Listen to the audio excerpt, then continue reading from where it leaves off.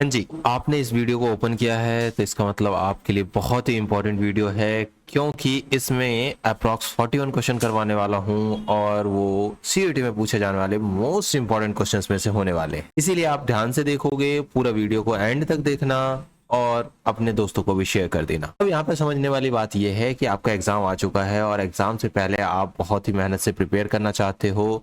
इसके कंटेंट चाहिए आपको पीडीएफ फॉर्मेट में, तो जो भी चाहिए जिस तरीके से भी, सारी चीजें डिस्क्रिप्शन बॉक्स में लिंक के फॉर्मेट में आपको मिल जाएगा। वहां से आप टेलीग्राम से पीडीएफ ले सकते हैं। अब ध्यान से इस वीडियो को आगे हम प्रोसीड करते हैं। क्वेश्चन नंबर 59 था, ये कंप्लीट कर चुके हैं हम पिछले वीडियो में। अगला क्वेश्चन है क्वेश्चन नंबर 59-60। मौर्य काल में भूमि राजस्व को क्या कहा जाता था? शुल्क कहा जाता था, या फिर भाग, या फिर कर, या फिर उपहार। तो मौर्य काल में जो भी कर लिया जाता था उसे कहा जाता था भाग। भाग नाम से उसको जाना जाता था कि भाग क्या होता है? शुल्क नहीं, कर भी नहीं, उपहार भी नहीं, भाग हुआ करता था। अगला क्वेश्चन है किस मुद्रक, ये मिस्टेक है, किस शासक ने व्यापारिक गतिविधियों को दर्शाने के लिए मुद्राएं चलाई थी? तो वो आंसर है आपका कुषाण शासक जो थे, उन्होंने अपनी व्यापारिक गतिविधियों को दर्शाने के लिए प्लस अपना जो शौर्य है उसको दर्शाने के लिए मुद्राएं चलाई थी। और इन्होंने कुषाण शासक ही थे जिन्होंने स्वर्ण मुद्राएं पहली बार स्टार्ट किया था, स्वर्ण मुद्राओं को बनाना स्टार्ट किया। तो ध्यान से देखना है और अच्छे से प्रैक्टिस करना है। इसकी प्रैक्टिस और अच्छे से क्विज फॉर्मेट में करना चाहते हो तो आपको पोस्ट के फॉर्मेट में यूट्यूब पर भी मिल जाएगा, टेलीग्राम पर भी आप इसकी प्रैक्टिस कर सकते हो। अगला क्वेश्चन है मौर्य काल में प्रशासन का सबसे प्रमुख अधिकारी कौन था? ऑप्शन है महामत्य, अमात्य, युवराज, या फिर संधि विग्रहक। तो इसका आंसर है आपका महामात्य होते थे सबसे प्रमुख अधिकारी। प्रशासन में जो भी होता था उसके सबसे मुख्य अधिकारी कौन होते थे? महामात्य। समुद्रगुप्त की प्रयाग प्रशस्ति के लेखक कौन थे? समुद्रगुप्त क्या बाणभट्ट ने लिखा है, हरिसेन ने, विष्णु शर्मा, या कालिदास? आप भी यहाँ पर प्रैक्टिस कर सकते हो, पॉज करके ऑप्शंस ट्राई कर सकते हो। और इसका आंसर है आपका हरिसेन। हरिसेन जो थे इन्होंने प्रयाग प्रशस्ति लिखा है, और प्रयाग प्रशस्ति आज के टाइम में प्रयागराज में है, इलाहाबाद भी बोलते हैं जहां प्रयाग प्रशस्ति, वहां पर लिखा गया, हरिसेन ने लिखा है। और उसमें समुद्रगुप्त के बारे में लिखा हुआ है। इसके अगला वंश रामगुप्त था, रामगुप्त के बारे में भी इन्होंने डिटेल में लिखा हुआ है प्रयाग प्रशस्ति में। बाणभट्ट ने लिखा था भाई, बाणभट्ट हर्षचरित्र। हर्षचरित्र एक हर्षवर्धन राजा थे, उनके बारे में जिसने बुक लिखी थी वो थे बाणभट्ट। विष्णु शर्मा ये भी अलग अलग बुक्स लिखते हैं। कालिदास, कालिदास आपने सुना भी होगा, मृगदक्षितम कुछ करके इस तरीके की बुक्स, उन्होंने भी बहुत सारी बुक्स लिखी हैं कालिदास ने भी। ठीक है, अगला क्वेश्चन है प्राचीन भारत में किसने धम्म महापात्र की नियुक्ति की थी? ऑप्शन है बिंदुसार, समुद्रगुप्त, अशोक, या फिर हर्षवर्धन। तो ध्यान से देखोगे कि हमने पिछले क्वेश्चंस में किया था धम्म का प्रचार प्रसार किसने किया था? अशोक ने। तो धम्म महामात्र की नियुक्ति कौन करेगा?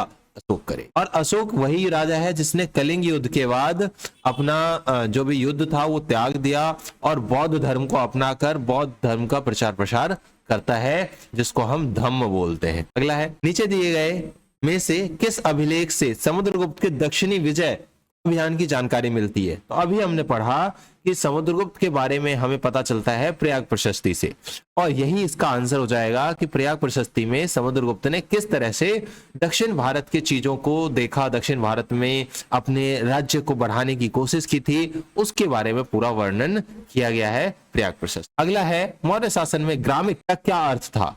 कर संग्राहक, या फिर नगर व्यवस्था, या फिर ग्राम प्रमुख, या फिर सैन्य प्रमुख। तो ग्रामिक जो होते थे वो होते थे ग्राम के प्रमुख, जैसे सरपंच होते हैं या फिर और भी मंडल होते हैं, मंडल वर्ड भी आपने पढ़ा होगा 12th में। इस तरीके की जितनी भी चीजें हैं उनको कहा जाता था ग्रामिक। ग्रामिक शब्द से संबोधित किया जाता। कौन सा ग्रंथ मौर्य शासन के प्रशासनिक आर्थिक पहलुओं पर प्रकाश डालता है? तो कौन सा ग्रंथ है? ध्यान से देखोगे, पहला ऑप्शन है महाभारत, अर्थशास्त्र, रामायण, या फिर जातक कथाएं। अब देखो महाभारत में भाई, महाभारत के बारे में बताया गया है, मौर्य शासन से कुछ टाइम पहले की बात है महाभारत में। अर्थशास्त्र, अर्थशास्त्र वाज द बुक जिसमें मौर्य शासन के बारे में लिखा हुआ है। रामायण में भी उसके बारे में नहीं है। जातक कथाएं वो कथाएं होती है जो पुरानी कथाएं, जैसे आपके दादा दादी नाना नानी के मुंह से कभी आपने कहानियां सुनी होंगी, उनको ही जातक कहानियां कहा जाता है? तो इसका आंसर है अर्थशास्त्र। अर्थशास्त्र के रचयिता थे चाणक्य। चाणक्य ने यह बुक लिखी थी और इसमें पूरा शासन व्यवस्था कैसे चलाया जाता है, एक राजा कैसा होना चाहिए, उन सभी चीजों के बारे में पूरा वर्णन किया गया है। अगला क्वेश्चन है आपका, मौर्य काल में किस धातु के सिक्कों का प्रचलन अधिक था? तांबा, चांदी, सोना या फिर पंच धातु? तो इसका आंसर है भाई कि चांदी के सिक्के बहुत ज्यादा प्रचलन में थे। अब एक वर्ड है यहाँ पर पंचमार्क सिक्के। पंचमार्क सिक्के क्या होते हैं? ऐसे सिक्के जिन पर पिक्चर्स उभरे हुए हों, बाहर निकले हुए हों और आप उसको टच करो तो फील हो कि हाँ इस पर कुछ बना हुआ है, तो उसको कहा जाता था पंचमार्क सिक्के। ये जो था मौर्य काल में चांदी के सिक्के का प्रचलन बहुत अधिक हो गया था।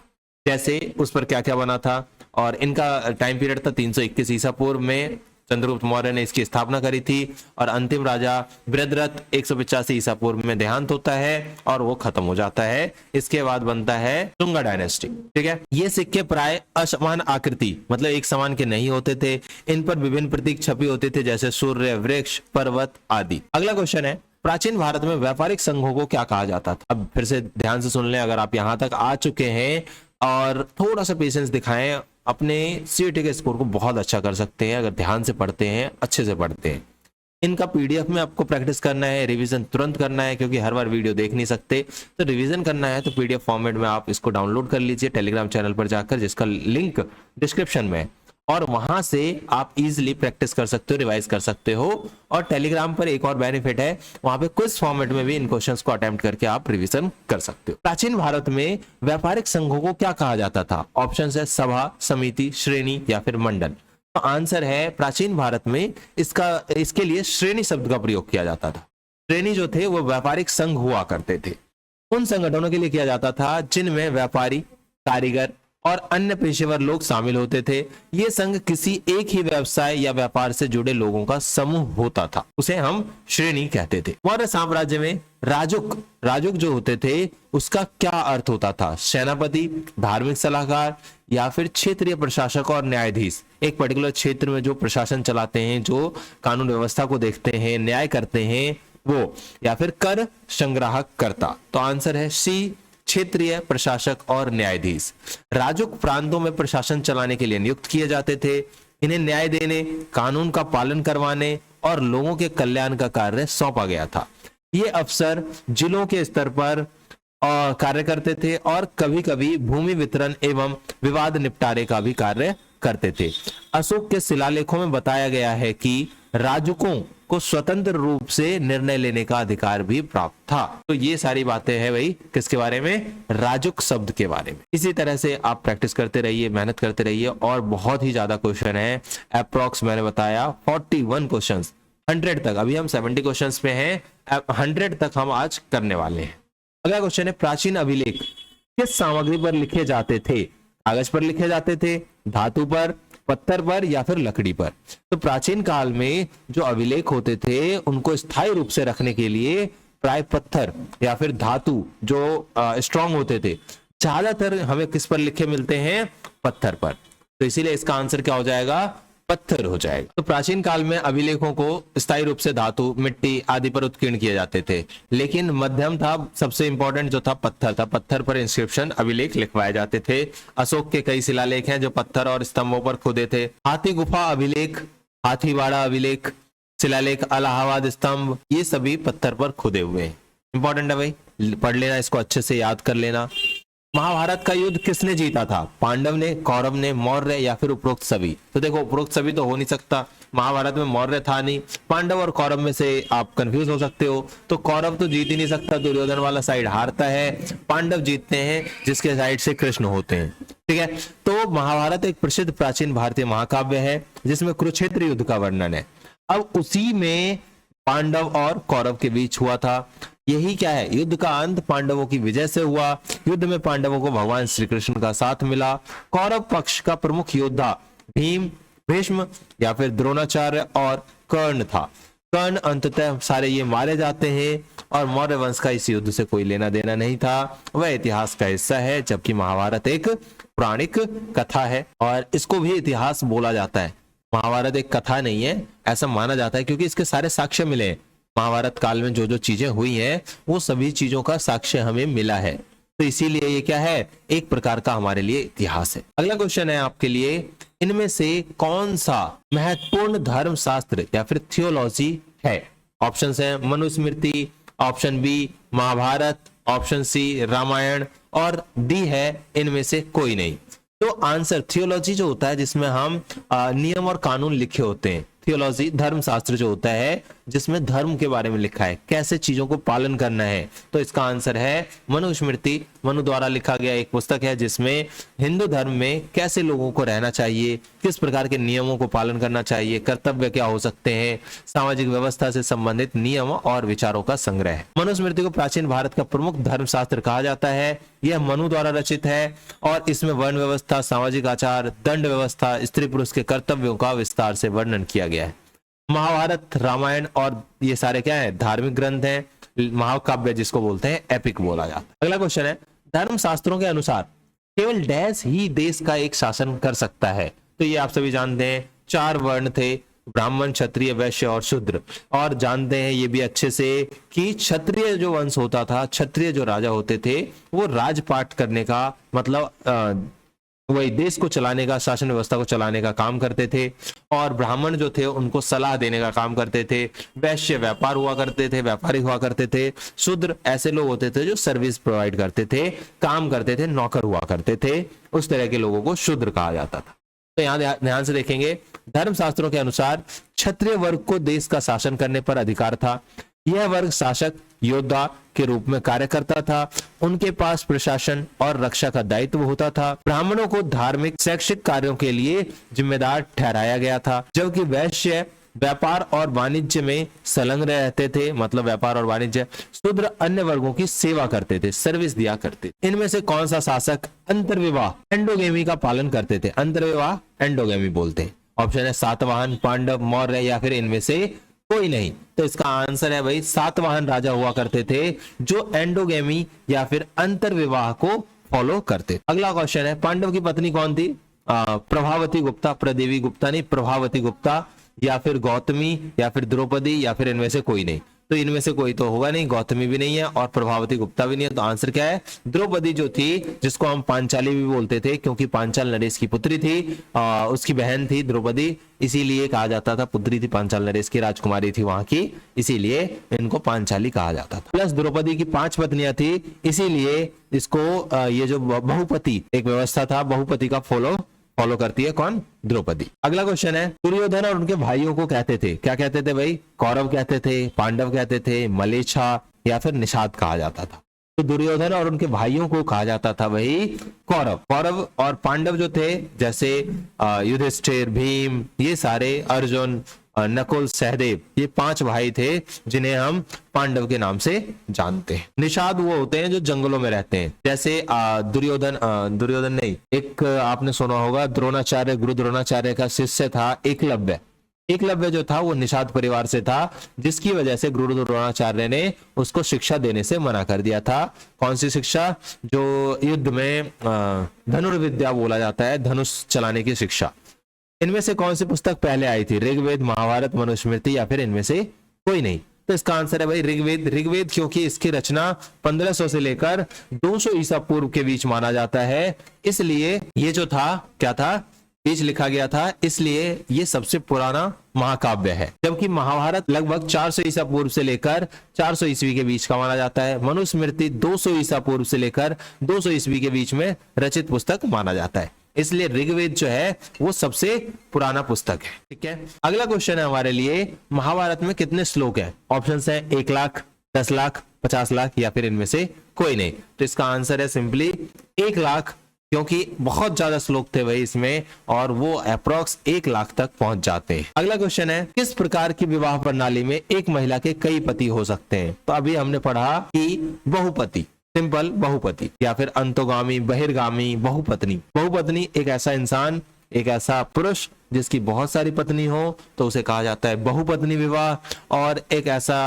ऐसी औरत जिसके बहुत सारे पति हो तो उसे कहा जाता है बहुपति। तो ये आंसर है नहीं, ये आंसर नहीं, ये आंसर नहीं। Option D is the answer.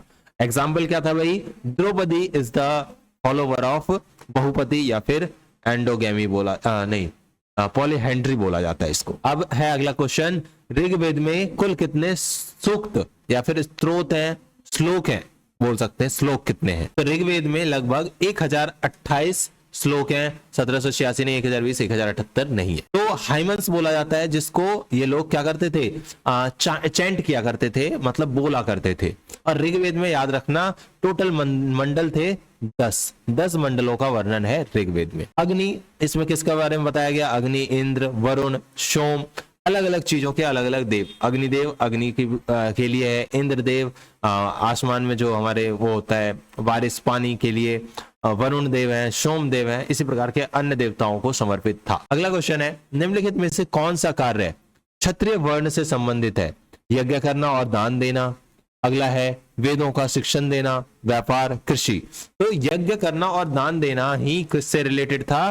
क्षत्रिय वर्ण से रिलेटेड था। और ये वर्ण जो था यज्ञ करने का काम करता था, डोनेशन देने का काम करता था। वेदों का शिक्षण कौन देते थे? जो ऋषि मुनि हुआ करते थे, ब्राह्मण जो थे वो इससे रिलेटेड थे। व्यापार और कृषि जो था वो कौन सा था? वैश्य से रिलेटेड था। वैश्य वर्ण जो था वो व्यापार और कृषि किया करता था। अगला क्वेश्चन है, मनुस्मृति में चांडालों के लिए निर्धारित कर्तव्यों में से कौन सा गलत है?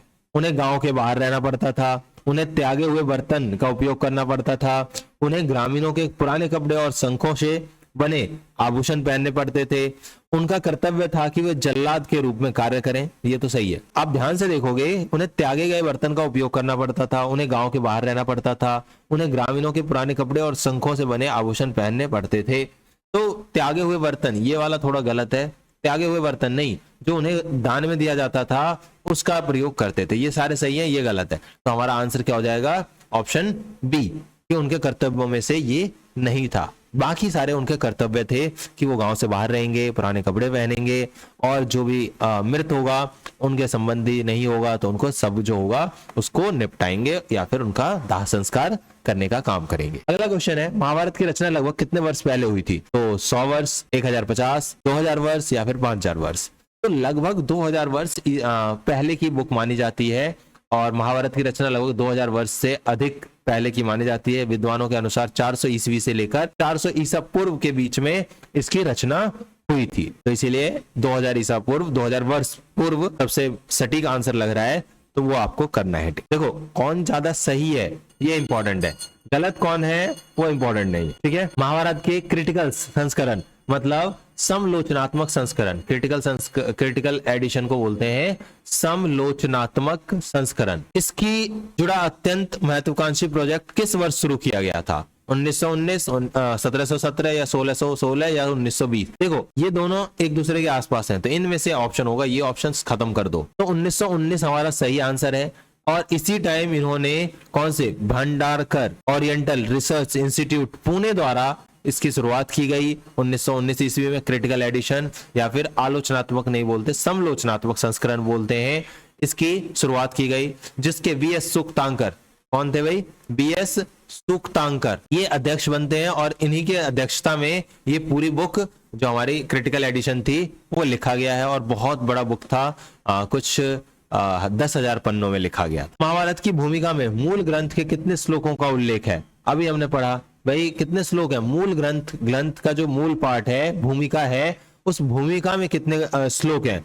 टोटल तो 1 लाख देखा हमने, टोटल श्लोक 1 लाख है। तो इसका भूमिका का सिर्फ पूछा है, तो सिर्फ भूमिका की बात करें तो 24,000 श्लोक है उसमें। तो ये भी आंसर नहीं है, ये भी नहीं है। महाभारत की भूमिका में यह उल्लेख किया गया है कि इसमें कुल 24,000 श्लोक है। इसे विश्व का सबसे बड़ा महाकाव्य माना जाता है, जिसकी रचना वेद व्यास ने की थी। और यह ग्रंथ 18 पर्वों मतलब 18 चैप्टर में डिवाइडेड है। अगला है भाई, कौरवों की राजधानी के रूप में कौन सा स्थान उल्लेखित है? हस्तिनापुर, इंद्रप्रस्थ या फिर जारीकर्ता या फिर सभी? तो आंसर भाई जारीकर्ता ऐसा कुछ है नहीं, सभी है नहीं, इंद्रप्रस्थ या हस्तिनापुर में से। तो हस्तिनापुर इनकी कैपिटल हुआ करती थी। धृतराष्ट्र, दुर्योधन आदि शासन करते थे। वहीं पांडवों की राजधानी क्या थी? इंद्रप्रस्थ थी। उन्हें राज्य के विभाजन के बाद मिली थी। देखो कौरव वंश, कुरु वंश का विकास तब हुआ जब 2 जनजातियां एक हुई। कौन कौन सी? तो भरत और कुरु जनजाति जब एक होती है तो इसका विकास होता है कौरव वंश का। भरत राहु नहीं, इंडिया तुरुवे नहीं, कोई नहीं, इनमें से कोई। तो भारत और कुरु। अगला क्वेश्चन है, वीरता, युद्ध और वर्षा के देवता। वर्षा के देवता आप सभी जानते हो इंद्र को कहा जाता है, और ऑप्शन है ब्रह्मा, विष्णु, शिव, इंद्र। तो आप सिंपली आंसर कर दोगे इंद्र जो थे उन्हें वर्षा का देवता कहा जाता है, ब्रह्मा, विष्णु, शिव को ऐसा कुछ नहीं कहा जाता है। एकलव्य किस वर्ग से संबंधित था? अभी शुरुआत में हमने बताया था एकलव्य किस वंश से, निषाद, निषाद एक वर्ड आया था तो वहां पे बताया था मैंने एकलव्य उसी परिवार से था। तो ब्राह्मण नहीं था, ब्राह्मण अगर होता तो इसको शिक्षा मिल जाता, लेकिन ये निषाद था, इसीलिए गुरुद्रोण ने इन्हें शिक्षा देने से मना कर दिया था। और गुरुद्रोण का एक मूर्ति के सामने एकलव्य ने अपनी पूरी प्रैक्टिस की थी और अर्जुन से भी अच्छा धनुधर बन गया था। वणिक या फिर शार्तव, निषाद था। एकलव्य महाभारत के प्रसिद्ध पात्र में से एक था, महान धनुधर माने जाते हैं। वह गुरुद्रोण से शिक्षा लेना चाहते थे, लेकिन वे निषाद वंश से थे जो उस समय समाज के निम्न वर्ग माना जाता था, इसलिए उन्हें शिक्षा देने से मना कर दिया गया। धर्म सूत्रों और धर्मशास्त्रों में कितने प्रकार के विवाह को मान्यता दी गई है? तो 8 प्रकार के, या फिर 5 या 6 या 10। तो आंसर है 8 प्रकार के विवाहों को मान्यता दी गई है, किसमें? धर्मसूत्र और धर्मशास्त्र में। कुंती और निषादी, ये एक वो है बुक है जिसमें बातचीत होती है किसकी? जो महाभारत खत्म हो जाता है उसके बाद कुंती जंगल में चली जाती है और वहां रहती है, और कुंती वहां निषाद जो परिवार होता है उसमें से एक किसी लेडी से बातचीत करती है कि किस तरह से क्या क्या हुआ, ऐसा नहीं होना चाहिए था या होना चाहिए था, उसके बारे में। तो ऑप्शन है सूर्यकांत त्रिपाठी, महाश्वेता तिवारी, या फिर रविन्द्रनाथ टैगोर, या इनमें से कोई नहीं। तो ये महेश्वर नाथ तिवारी है, देवी है, ये आंसर है इसका। जो बंगाल की एक लेखिका थी उन्होंने ये कुंती और निषादी लिखा है। मृच कटिकम किसने लिखा? ये मृच कटिकम एक बुक है, पांचाल ने लिखा, चारुदत्त ने, शूद्रक ने, या फिर व्यास ने। तो इसका आंसर है शूद्रक। शूद्रक एक ऐसा इंसान था जिसने मृच कटिकम लिखा है।